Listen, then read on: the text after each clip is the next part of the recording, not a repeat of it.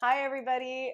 I'm so excited to have Tianna Roser on episode 11 of Mindfully Austin, where we're so excited to interview local businesses and entrepreneurs that have an intention of uplifting humanity through their work. And I met Tianna through a friend of mine, Sharon Hudson, who we had on here as well. And I just love all the gatherings that we've had and getting to learn about you and what you're doing. And ever since I met you for the first time, I put your name on our list as somebody that I was really excited to interview and learn more about. And it was fun getting ready for this interview, checking out Tianna's website. And there's so many, like she does so much, and there's so many cool things on there. And then as I was reviewing it again, I was like, oh my gosh, and you have a book. And I'm going to get the book today, so it's right over there. Yeah, I'm going to show it, and I'll have a link to where you can order a copy too. But so Tianna, I'm going to read from my list because she does so many cool things. So she's a certified clinical hypnotist and a Reiki master teacher. And Awakening Transformation is the name of her business. And she's been serving the Austin area since 2008. She does hypnosis and past life regression, quantum healing hypnosis techniques, and soul plan reading and soul transformation therapy. Like, that is cool, isn't it? That's just awesome. So it's a lot. yeah. So I know, gosh, I was listening to one of your other podcasts, another interview this morning, and it was really cool. And they were going way out. And on this podcast, we tried to really get specific about what led you to this, and what your why is, and what you hope to have the people that work with you feel, and all of these cool things. So how did you get started in this world? Yeah, honestly, my business is very spiritually oriented. And so it's very entwined with my spiritual path because I wasn't raised in a spiritual tradition or belief system. And it really the turning point, because I got my degree in marketing and international business, and I was all thinking that I wanted to be this corporate businesswoman, and got the marketing job that I wanted and was going on that trajectory. And then I just hated it. I think I was doing well, and my boss was wanting to talk about next steps. And I just started thinking, imagining my life like 5 years from now, 10 years from now, in this environment that didn't fit for me. And that's when I kind of had one of those existential crises of like, why am I here? And what's the point of all of this? I've never been very money motivated. And so meaning is very important to me. It has to be fulfilling. It has to have a purpose. I kind of lost that, or I was thinking for me, it just didn't drive me to just be focusing on making more money for this company. And so that's kind of when I started on my path of meditation to try to go inward and figure out who am I and what do I want. And I think like a lot of people, meditation was really hard for me at first, and with repeated practice, finally one day it just kind of clicked. I had this recording, this meditation audio that I'd listened to that was like 45 minutes or almost an hour long, and it would take me that whole time just to kind of quiet my mind. But then it would just switch, and then finally I'd get to this state, and that's when it would hit this different state of being that was really peaceful. So I would stay in meditation for 2 more hours, even 3 more hours after that. So like a 3 or 4 hour meditation. Once it clicked, it took a while. I don't remember how long, but it took a while before it clicked. But once it clicked, then I really loved it. Looking back, I think there was a little bit of escapism as far as after a long day in the office at my corporate job, I kind of wanted to check out. I just felt like, oh, this world is so, I don't know. It just seemed, I didn't understand the point. Again, I'm just not a very money driven person. So the idea of just pushing for nicer things or more money or a better title, it just didn't seem to make sense. And then when I would go inward and I'd get into this deep state, this is when all of these things started to happen. So it kind of had this big spiritual awakening. I joke that I'm pretty sure anybody, if you meditate for 3 or 4 hours a day for a period of time, you're going to have a big spiritual awakening. So that's when everything started. But I'll let you ask whatever you want to ask. What was hard about that? What was hard about meditation in the beginning? Because I think a lot of people are wanting to get into meditation, and they hit that wall where they're like, this is hard, or this doesn't work for me. It's that monkey mind, really. Because now, of course, with my clients, a lot of times I'll recommend that meditation would also be helpful for what they're focusing on. And some people have a hard time just even settling, staying still, because we're going all the time. But then even if you're staying, your body is still, if your mind's going, that can be really frustrating or distracting. So that was it for me. It was one, getting my mind to get quieter. And then two, just because we come from this perspective of, am I doing it right? Or I'm doing it wrong. It's this right brain process, and we live in a very left brain world. And the left brain world has black and white. It has measurements, right? This is right and this is wrong. And you're in this expansive, abstract, creative space where it's not so clear. And so for some people, that can be very difficult as well, to know, how do I know when I'm doing it right or when I'm getting there or something like that, without these clear milestones to be able to measure it by. But it's really just, even the practice of it is teaching us to trust our right brain and to allow ourselves to be in these more subtle experiences or these more abstract places and not have to necessarily define it. But what really helped me was listening to guided meditations. When I'm just closing my eyes and trying to still my mind's going everywhere. But then if I'm listening, someone's talking to me, it's like my mind shuts up, like, oh, someone's talking, be respectful. And my mind would get quiet and just be able to, then you can be in that receptive place versus we're normally in that very active place. Right. And so that was why helpful. I think back in the ancient days, they would do the mala beads, or even in prayer, they would do the rosary to keep the mind focused on one bead at a time, or mantra, saying something over and over again to keep that mind focused, or staring at a candle. So your meditation kind of got you into this world, and what made you decide, this is what I'm going to do for a living? Like, this is how I'm going to help other people with this, and I'm leaving the corporate world. Yeah, so that was the whole journey. So I would meditate for 3 or 4 hours, and then after that first hour that took to get my mind to quiet, then different things started to happen. And so sometimes I would just find myself floating above my body, and I'd see my body laying there on the bed meditating. I just felt myself as energy. And also I went through like a series of, sometimes I would just find myself in a past life, and I didn't even believe in past lives then, but it was just happening, where I was going into these experiences. I was receiving messages from spirit guides, and I was feeling these energetic sensations. And that's what led me to Reiki. I wanted to understand, what is this energy that I'm feeling within me? And somebody at the office told me, oh, you should see this energy guy. So I booked a session with him, and he was a Reiki master. And that very first Reiki session, I felt so much. I was just like, this is amazing. How does everybody not know about this? And I want to have this all the time. It's so wonderful. He said, oh, I can teach you.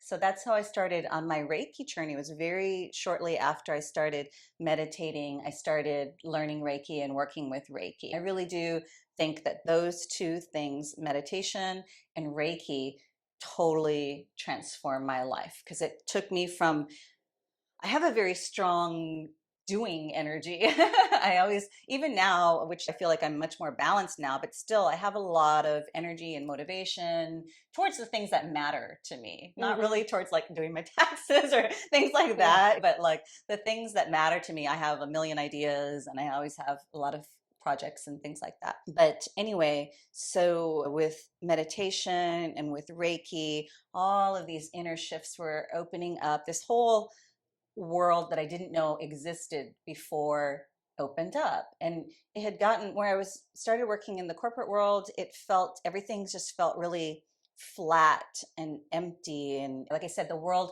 just didn't make sense to me when it wasn't what I thought it was going to be.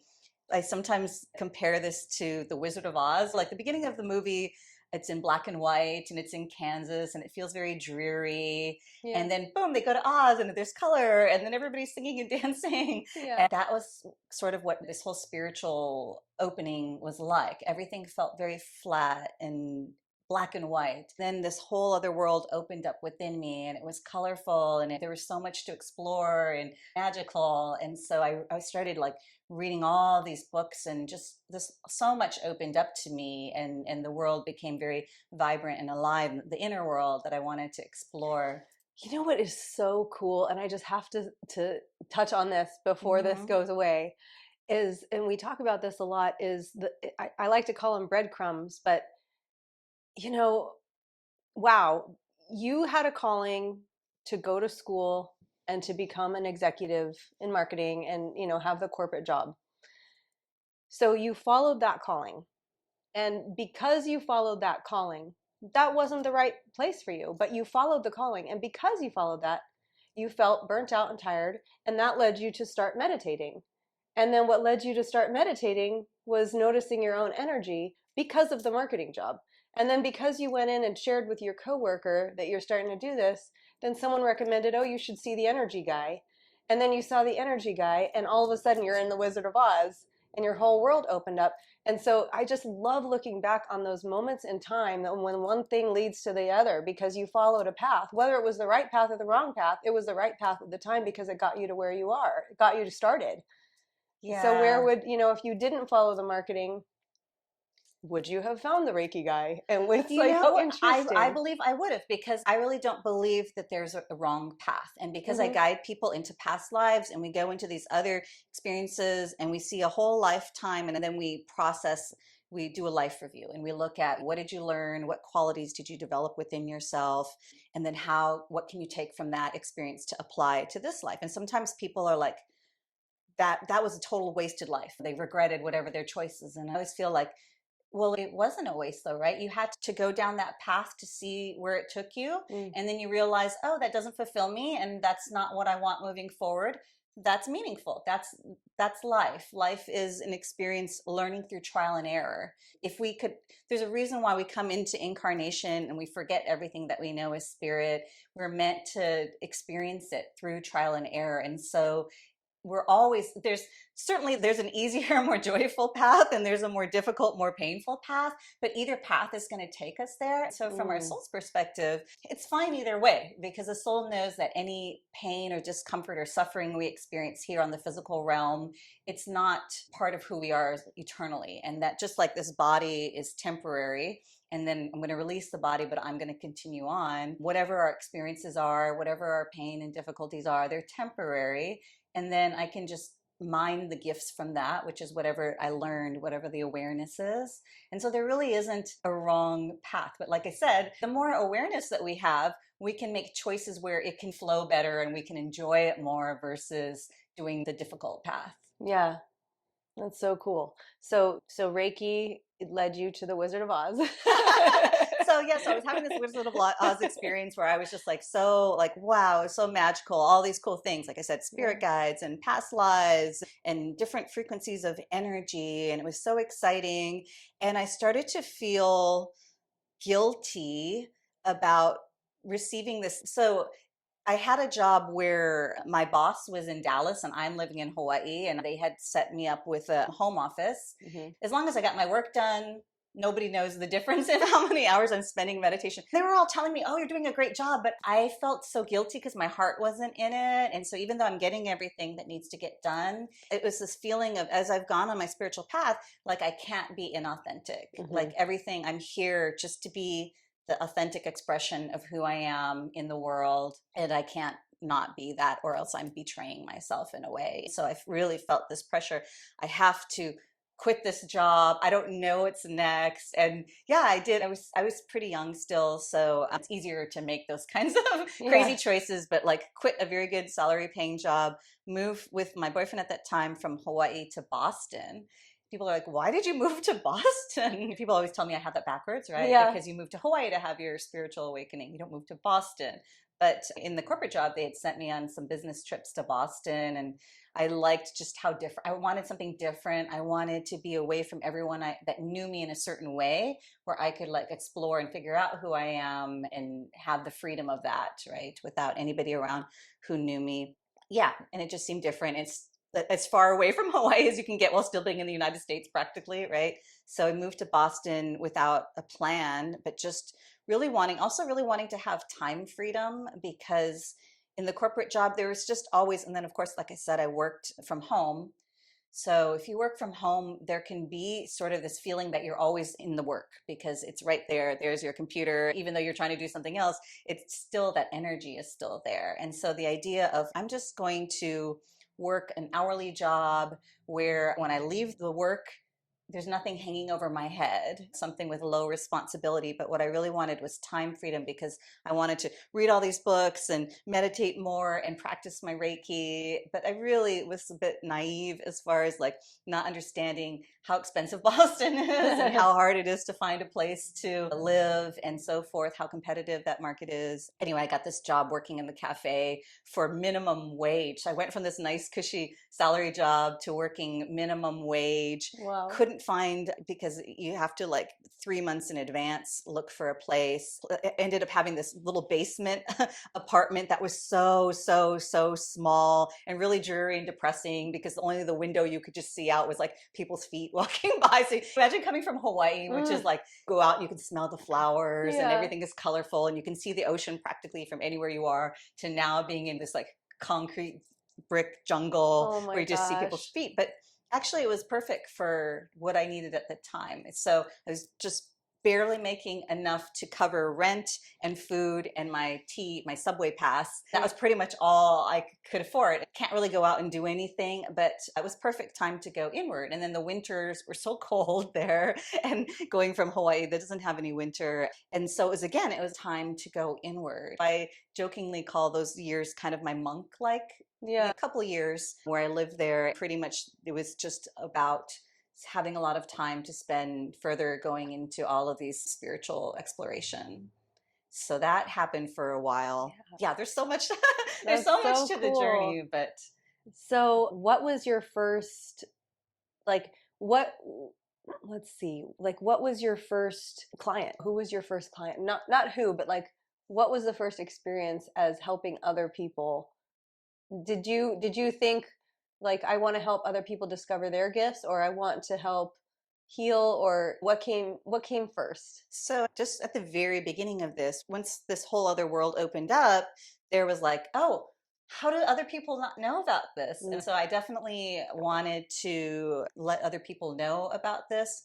But also it was kind of the thing, like nobody in my life was into any of this stuff. And so there was a lot of fear around how I would be perceived, talking about, oh, I talk to spirits, how people think you're kind of crazy or something like that. So it was something like that I was grappling with, trying to first needing to get to a comfortable place with it within myself before I would feel comfortable being able to offer it to others. When I was living in Boston, I found this school called Delphi that I went to. It's in the Blue Ridge Mountains in Georgia. It's a wonderful school with wonderful teachers. It's kind of like, it doesn't look like Hogwarts, but it's kind of like, think about that, where you could go and you could take all these different kinds of classes, all these people with really interesting, we did color and sound healing, and you learn to communicate with your spirit guides and these kinds of things. I was in that point of still feeling like I wanted to, sometimes people call it the in-breath and the out-breath of God or whatnot. So you can probably look in your life and you can see times when you were taking everything in, and then you get so full and then you want to share it with others. So I was really like, wow, this whole other world exists, and there's a lot of like just wanting to understand it all and take in as much as I can, both through reading and then also experientially through meditation and Reiki and so forth. I was going to this school, and then I would learn techniques, and then I had a few friends that I felt comfortable practicing it with. So it started off like that, just with people that I knew, but I didn't feel confident to put it out there in the world, even though now I understand, like, oh, I've been doing this in many lifetimes, right?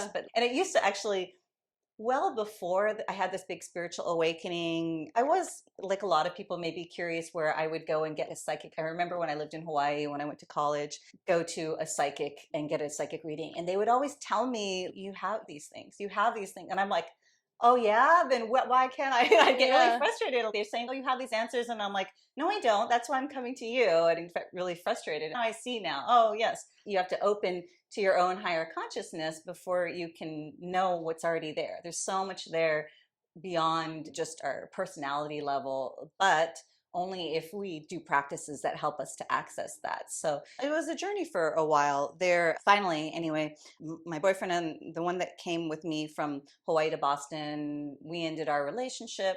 We were actually going to move together from Boston to Austin without ever having been to Austin, but just, oh, that seems like a cool place. We made this plan. Then one day he was like, yeah, I really want to stay in Boston. I was like really done with Boston. I was just like, oh no, never want to do winter again.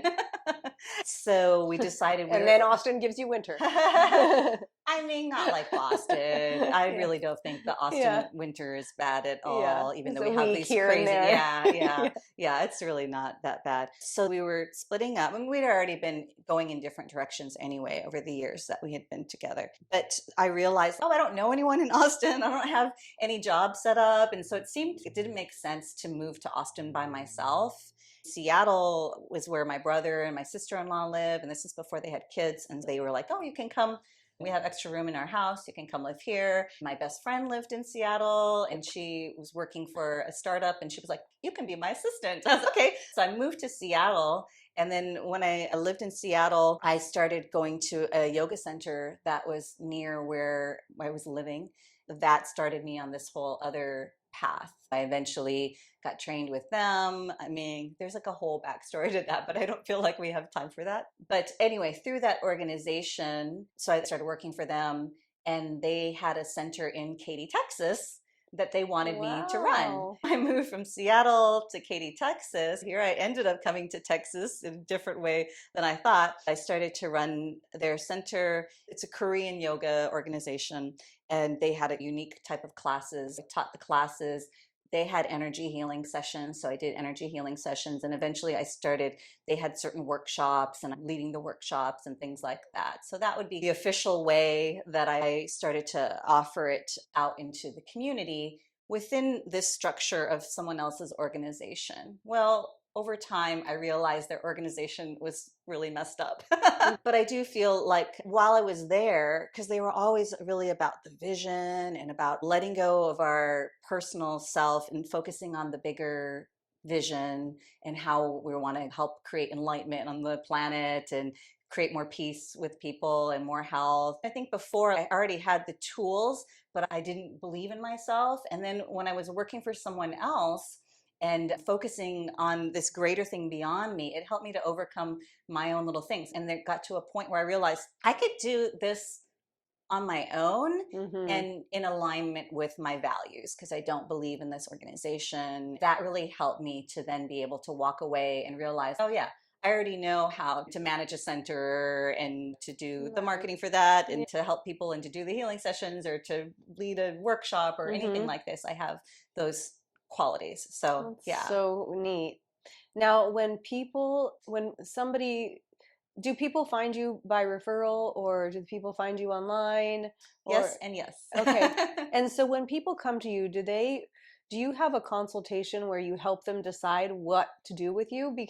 Or do they know specifically, like, I want past life regression, so I'm going to call Tianna, yeah, and everything's booked online now, and it's made my life so much easier because it takes a lot of time. Like it used to be back in the day, and we'd email back and forth or call and look at the calendar, and that takes so much time and energy. Once I started doing online booking, made my life so much better. Yeah, sometimes somebody at 1 a.m., they're in a place in their life and they're like, oh my gosh, I need help. They can go right online and they can book it. But I do offer a free phone consultation that also is booked through my website. So lots of people do know this is what I want and this is what I need. And then other people want to have this little phone consultation where maybe they're telling me, this is what I'm going through, or this is my intention, this is the outcome that I'm focused on. What tool do you think would be best? And I really work with people a lot spiritually. Also, my website is like very woo-woo, right? Use that. So if somebody was not open to spiritual things, they might look at my website and be like,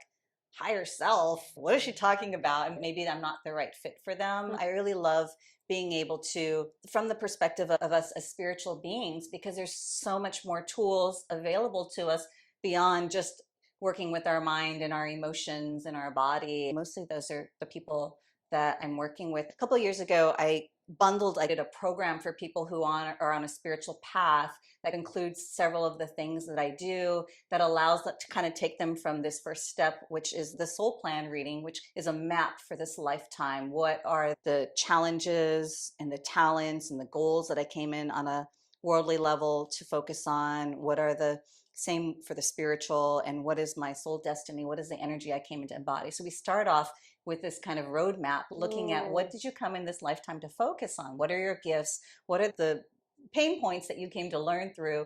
You're meant to, through the soul plan, it's really cool because you're meant to apply your talents to overcome your challenges to reach your goals. And so it's all built into our plan already. We just have to know it and apply it. Lots of people that come already without knowing it, like you're saying, a lot of times if we just are listening within, we are already following our path, even without knowing astrology or numerology or your soul plan.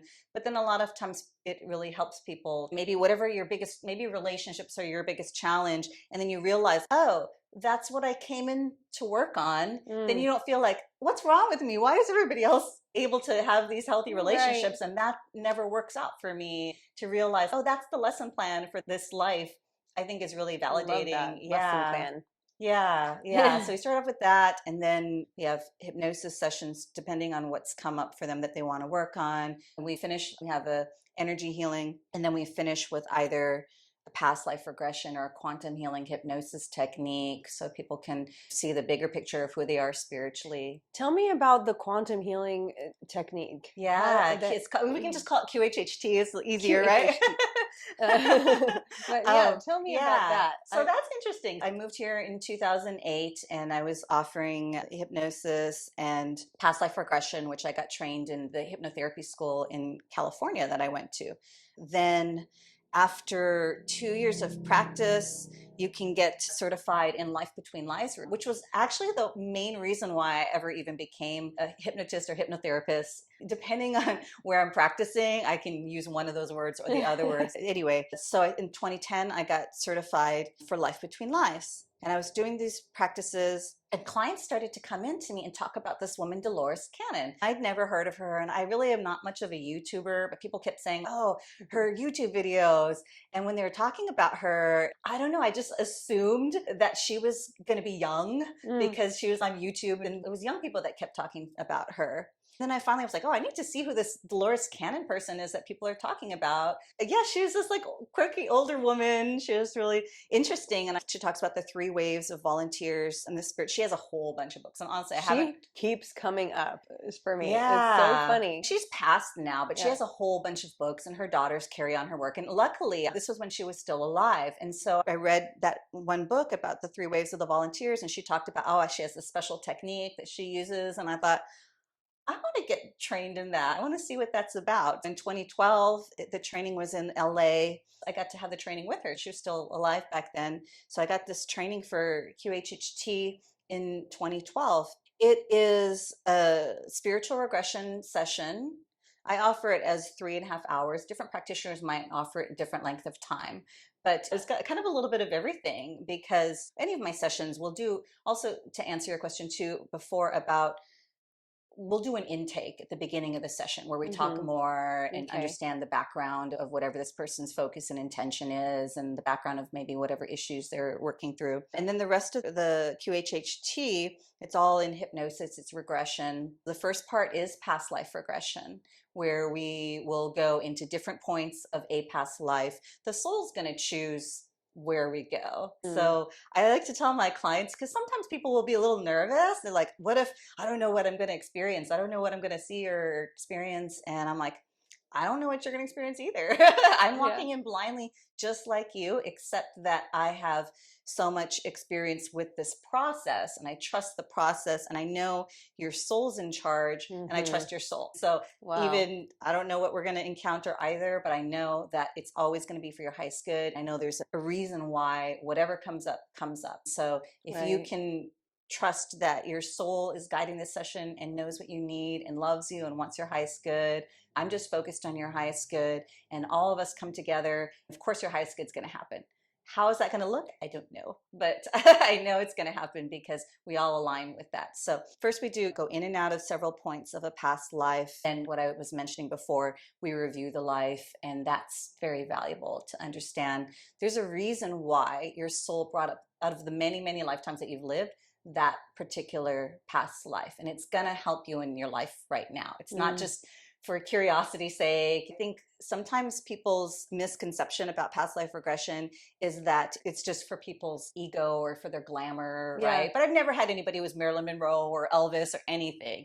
People are just, they go back not into, even Elvis. No, not even Elvis, not John Lennon, not Kurt Cobain. Nobody's gone back to anyone that I've ever heard of, because it's really not about that. I'm not saying somebody on the planet was Elvis once before or something, or maybe, who knows, maybe they went on to a different planet now, I don't know. But anyway, so the soul's not trying to stroke our ego, right? The soul's trying to help us in some way, so it doesn't matter. Funny, I had a past life regression one time, and during it I was really focused on how I was connected with the people in my life right now, and the masters that we were connected with that opened up my Akashic records got it wasn't annoyed with me, but they were a little annoyed with me. They wanted me to stop asking those questions. They wanted to focus on like the lessons that we were here to learn, and stop wasting our moments with like, how was I connected with so and so? So that was a really interesting. And then we got to like the meat and potatoes of it, and the lesson, and it was very eye-opening. And I still think about that lesson to this day. But yeah, that's incredible, and I would love to do that with you sometime. Different guides have different personalities. Some are light, and people always think that they're all going to be strict business only, and some of them definitely are. And some of them are really fun and playful and light, and it's really interesting to see. You never know. Like I said, it's a mixed bag. But yeah, just to finish what we do in the QHHT. So after we do that, we process and integrate whatever that experience was, and then we move away from it. Then we call in the higher consciousness, what I might call the soul or the higher self. Dolores Cannon called it the subconscious, but I tend to think of it more as a superconscious. But anyway, the eternal higher spiritual aspect of ourself. And the person will have brought in questions that they want asked. I try to go through the questions. I would go through the questions together so that, sometimes people have asked questions that are not worded in the best way. Even something like, should I take this job offer?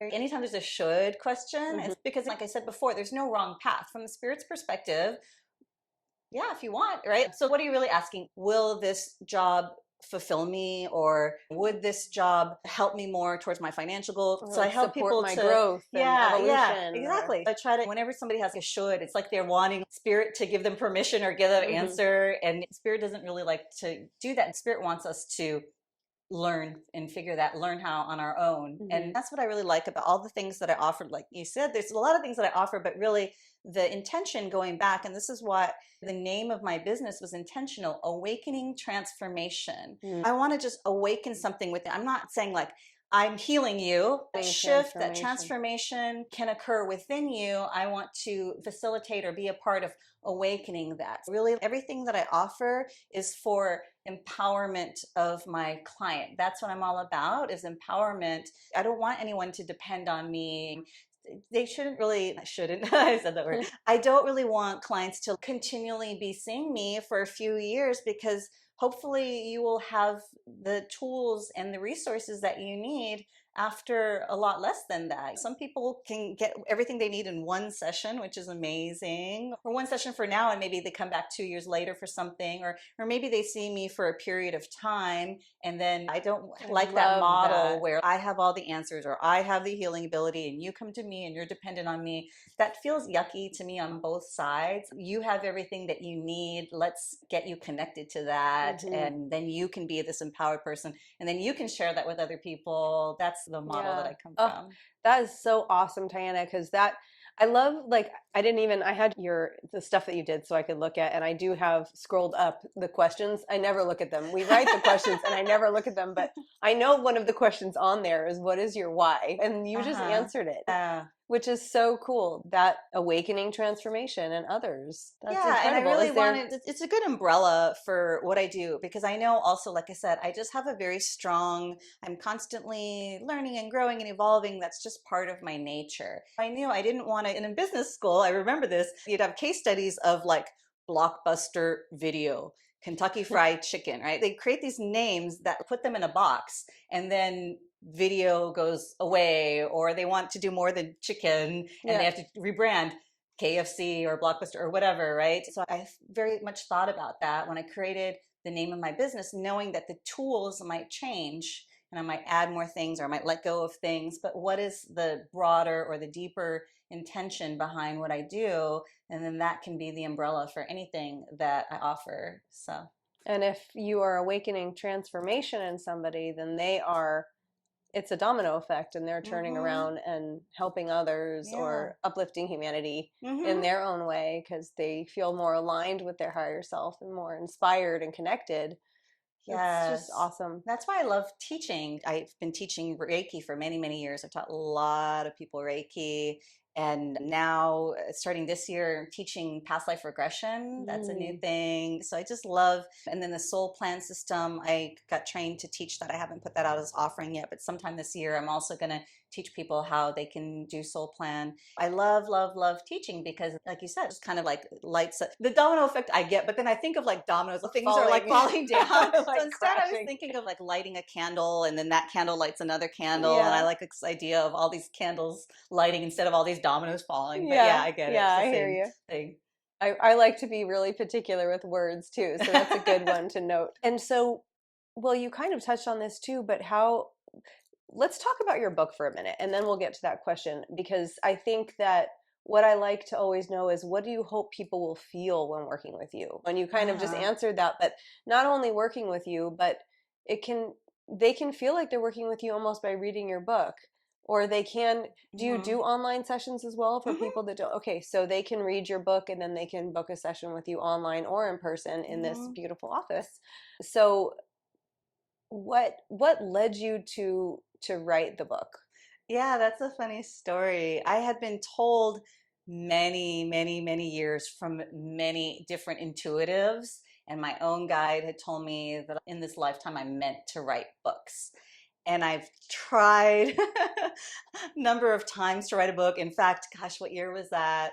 Like 2011. So a long time ago already, right? Over a decade ago. I had created this writing retreat for myself and I booked this beautiful little Airbnb in this small little village in Spain. And I remember even just like this Well, kind of thing always happens to me just because I'm kind of chatty person, right? On the plane, started talking to this brother and sister next to me, and I was telling them about my book, and they were all excited. I was telling people about this book that I was going to write, and then partly through, I made a lot of progress on it, and then I never followed through because there would always get to be this point where I'd be like, does the world really need this book? Aren't there lots of other people kind of saying the same thing?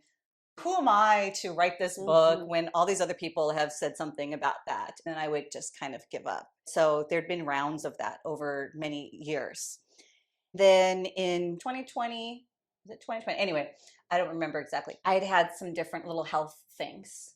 And my friend told me about this one psychic intuitive, and I booked a session with her for like an hour. We talked about the different health things. Okay, it felt good. Then there was just extra time left in the session, and I hadn't really thought of anything else. So she asked, well, what else do you want to ask about? And I was like, I don't know. What do they want to tell me? Whatever they want to tell Yeah. me. And she said, you're supposed to write a book. In fact, you're overdue. This book needs to come out this year. And you have soul contracts. There's souls that are meant to find you through this book. And because you haven't fulfilled your soul contract, you're holding other people back. And that Wow.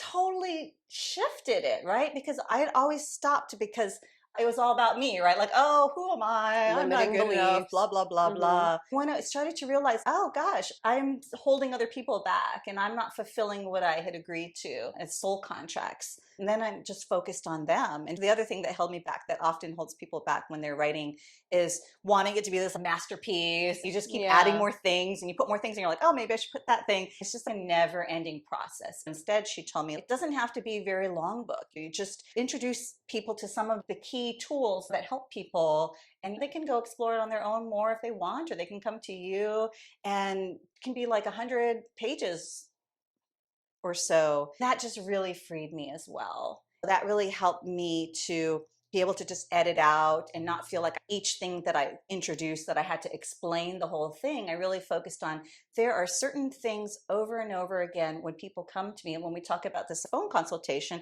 and if somebody says they're having issues with, a lot of times it goes back to emotional stuff, but whatever their issues with their stress or their relationships or something, there's certain core things that we go back to over and over and over again. And I thought, oh, I can just put it in this book, and maybe somebody can't afford to come see me. They can read this book and they can do the work on their own, or maybe it'll introduce this idea to somebody. And if they want to explore it more, whether they go to see me or someone else, they will. But let me just put in some of the core things that have really, really helped me into a book and just weave in some of my own stories. Also in the book, there are channelings from my spirit guide, Will, which honestly was like a fear that really put that out on the public stage. Like, yes, I talked to a non-physical being and I received guidance and wisdom from it. It was very frightening, but it also felt like, oh, I need to do that just to step out of that fear and so forth, and focus on how it can help people. And being your authentic self. Yeah. Right? Will had always told me over the years that these messages are not just for you.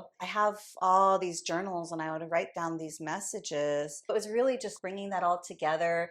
I was told that that book needed to come out that year. And I'd had this session with a woman in January and I was like, oh, okay, wow. And the message I kept getting from Spirit was book first, everything else later, which actually really helped me because I have a hard time. Like I said, I always have a lot of different things going on. So it helped me to really focus. I started writing my second book now, and it probably will never flow as easy as that book did.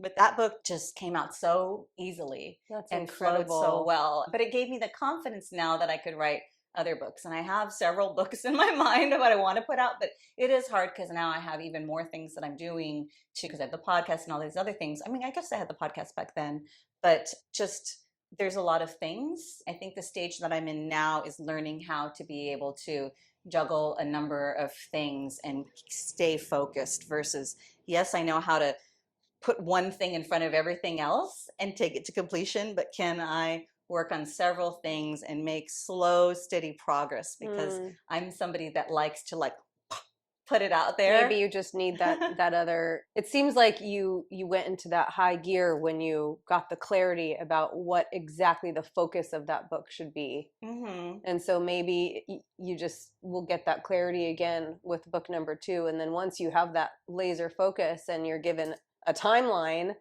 For me too, I have my hand in so many different things, and I get so excited and so inspired, and I want to do all of this stuff. I'm not short for inspiration, but the time management is where I need to focus. So it might be an ADHD thing. I don't really know, but when somebody gives me a deadline, that's when I'm usually able to get something done. Because then I zero in and I know I have to get that done now.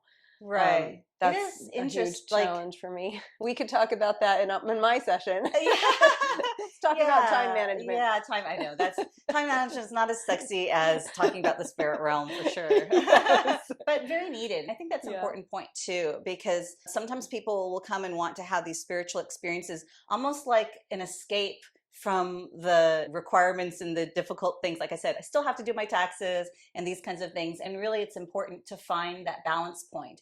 I am a human, but I'm also spirit. So in the beginning of my journey, I was sort of just escaping out of all of my human responsibilities and going into spirit where it's beautiful and loving and there's nothing challenging or wrong there. But still, you have to come back and be here as your human in your human life. And that's something that I think is super important, because I see with some spiritual people or in some spiritual communities where they're not very grounded. That's called like spiritual bypassing, where if you had trauma in this lifetime and instead of dealing with that, you just are leaving your body and going up into spirit, you're missing the opportunity of why you became human in the first place. Yeah. That's so right on. And you mentioned something earlier about the meditation, and people can dabble in things, and there's something so, what is the word?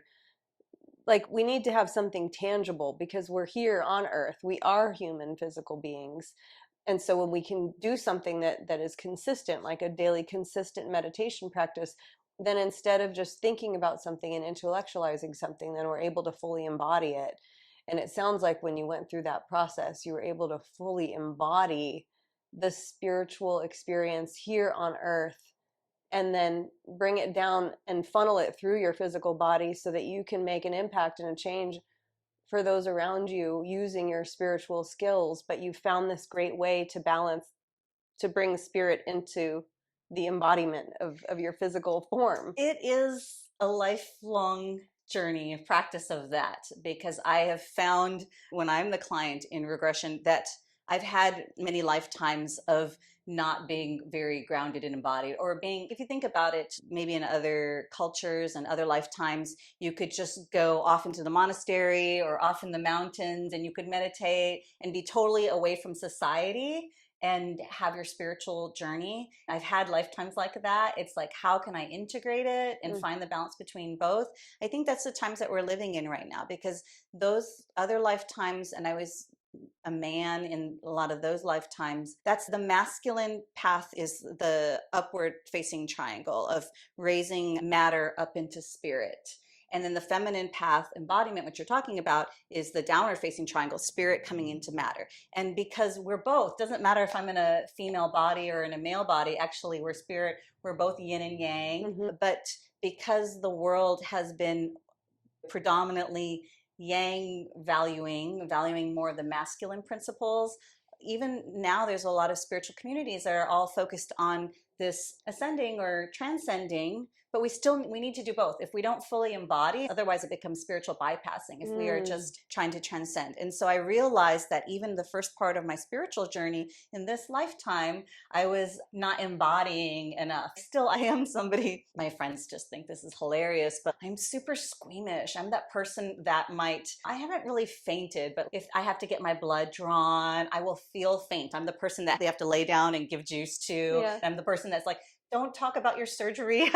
Things with the body, I've gone back into other lifetimes where I did spiritual practices and I totally disregarded my body. And even in this lifetime, I had to learn to pay more attention. I could not notice that I'm hungry. I could be in my spiritual stuff and then realize like, oh, I haven't even eaten today because I was not paying enough attention and honoring that my body is the container for this spirit. It's all that we see in the physical world, and this goes back to not spiritually bypassing, everything is spiritual energy. Actually, there's a different density to it. But when I was in the corporate world and I look at this world and be disgusted, oh, how can people be like this, and how can everything be driven about money or things like this? But just understanding that it's all part of the one at a different stage or a different level, and that's okay. That also relates to just physicality and being in the body. I realized along my journey how much I hadn't been grounded for a long time. And so I work at it. It's definitely something that,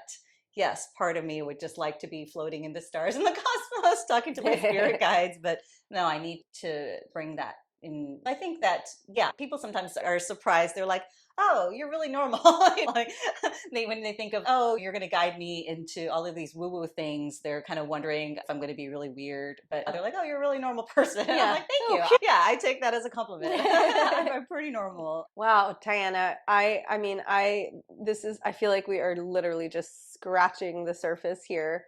And I would love to just dig deep into so many different areas. So we're gonna have to like do this again sometime. Sure. Oh my gosh. But I'm really excited to have you as our guest for Coffee and Connections. That's gonna be on the 31st of March. And we're still deciding on where that's going to be. But Tianna is in the southwest area of Austin. Oh, that was another question I wanted to ask you before we close out, because you had mentioned before we started about Austin being a very spiritual community. Is that what brought you? You came here in 2008, did you say, right? Uh-huh. And is that what drew you to Austin, or what?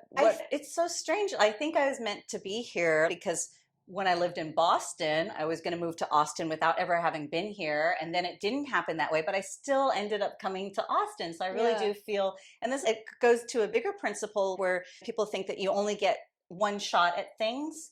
But I really do think that things that are aligned for our soul's purpose come around again. Sometimes we didn't catch it the first time. I really do feel like I was meant to be in Austin because I tried to be in Austin and then that didn't work out. But later on, so a different boyfriend, we were living in California. That's where I got my hypnotherapy training and so forth. And he's a pilot and he was going to get based out of Houston. And sorry, Houstonians, but I didn't want to live in Houston.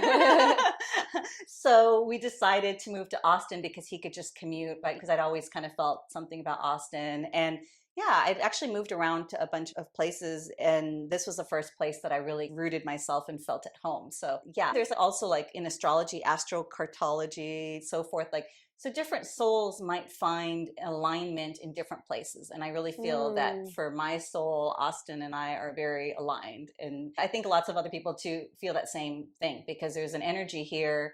Yeah, it's funny, like I kind of live in my bubble. So obviously the work that I do, I'm always talking to people on a very deep level and we talk about spiritual things, but it's not just here in Austin. Anywhere I go, that's how I talk to people. I always end up talking, but I just find that here in Austin, it's so commonplace and normal. You could talk to the person in the grocery store line and mention your crystals or something, and nobody's going to be weirded out about that. Or if I mention Reiki, pretty much person always has heard of Reiki and well, my cousin does Reiki or my neighbor does Reiki or something like that. And so I think Austin there's an energy here that attracts people, that there's a vibration that's spiritual that attracts people. Yeah, I so agree. When I came to visit Austin in 2003, I could feel it.